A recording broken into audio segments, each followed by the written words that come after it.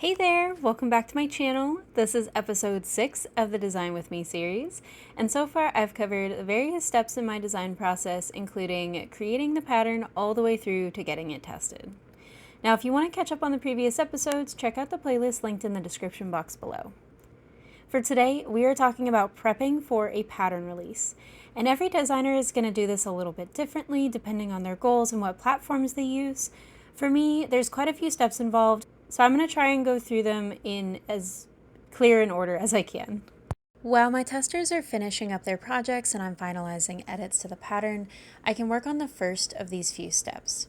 So first we need to talk about what platforms you can have your pattern on.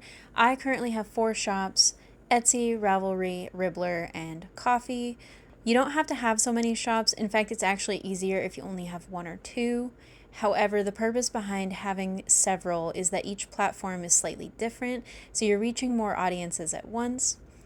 For example, Etsy is very well established for crochet patterns, and out of all 4, it makes up the bulk of my pattern sales.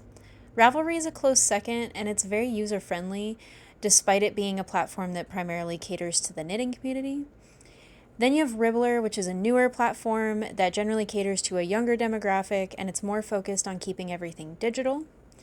And lastly, Ko-fi is similar to Patreon in that it's more of a subscription-based platform, but you also have the ability to have an online shop. Now, before I get into more about the platforms, there's one final place where this pattern in particular is going to appear, and that is my blog. All the patterns on my blog are available for free, and there's a couple reasons for this. The main one, though, is that it gives people a chance to check out my pattern style before they commit to buying. No one wants to buy a pattern only to realize that it's hard to follow or they just don't like it. So with the free version, they can make the pattern without investing the money and get comfortable with my style. And then if they want to purchase the paid PDF, which includes tons of photos, exclusive video tutorials, and more, then they are going into it with a more informed decision. And the second big reason for having a free version on my blog is that I get ad revenue when people visit it.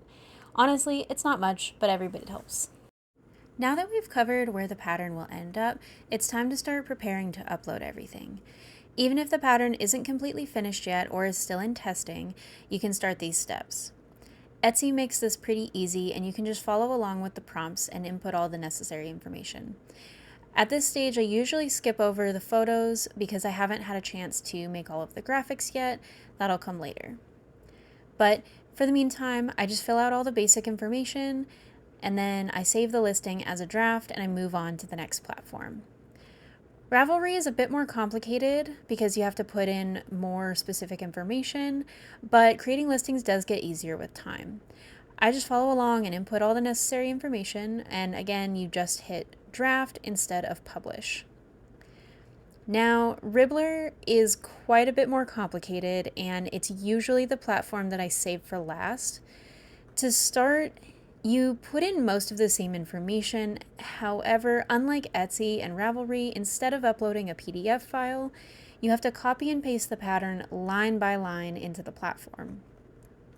Technically, there is a feature to have Ribler auto-copy from a PDF, but from my experience, it doesn't copy very well, and you have to go through each line anyway, so it makes more sense to just do it once.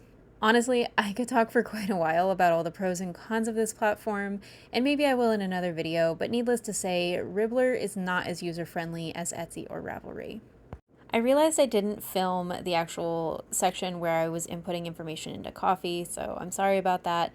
And when it comes to the blog, since the pattern isn't completely finished yet, I didn't want to start doing stuff only to have to change it. So we're skipping to the next step, which is graphics. I use Canva to make everything, and each platform requires slightly different things. For example, on Etsy, I always add the word pattern in big letters over the image of the project. I want it clear up front that I don't sell physical products. For Ravelry, you aren't allowed to have any text on your photos aside from a small watermark. So for this, I just remove the text and save the graphic, and note that it is specific to Ravelry. For Ribler and Ko-fi, they don't have the same restrictions, so I usually just use the same Etsy listing photos for those platforms as well. Then I edit various angles of the project into a collage. Every platform has a limit to the number of photos you can include, so this lets me show off the project without taking up too many photo slots. And part of the reason that I do this is because next up I create a collage of my testers' photos, and this way I can show off a bunch of their projects at once, again without taking up too many photo slots. Lastly, I make a graphic with like what's inside the pattern. I do have a basic template set up, so all I need to do is input the photos. However, I'll leave this one for now because I haven't finished the bonuses for Farron yet. Now, all of this is just kind of the basic stuff that I need for my listing photos. There are more graphics that I'm going to create for social media, and that's when we start to get into marketing.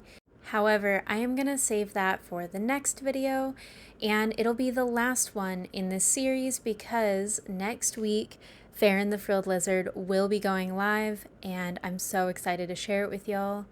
As an extra little bonus, I want next week's video to be more of a Q&A, so if you have any questions about this whole series, about Farron, about anything that I've discussed over the course of these last couple of videos, please post them in the comments below and I will do my best to answer them in the next video. I hope you enjoyed this one. If you liked it, give it a thumbs up and make sure you subscribe so you don't miss the next episode, and I'll see you the next time. Have a great day.